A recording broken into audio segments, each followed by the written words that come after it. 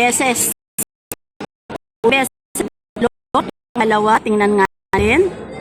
Ito po ang katutubong championship belt. The United Boys, Miss Joanna Glenn, represent the award. Tingnan nga natin. From Joanna.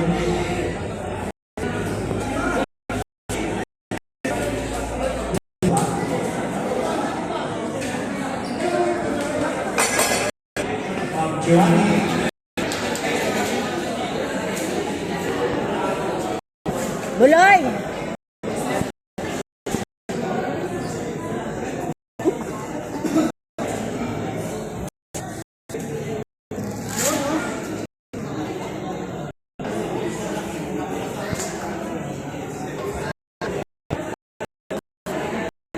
Ladies and gentlemen, we have a decision. The winner by points and to receive the PAPF championship belt from the red corner. Yay! Lalo po ang ating katutubong mangyan. 2 beses yan lumaban. Kahit pagod na, nakalaban pa din.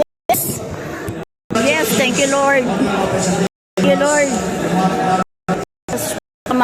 San Agustin from Sabian, Coastal Mindoro.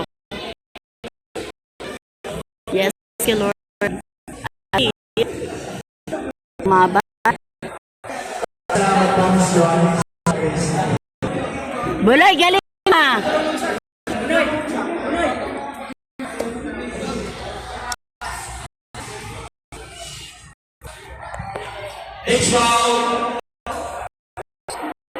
Galing ni Buloy, nakasungkit yung pangalawa. Katutubo po niya. Sa bundok na.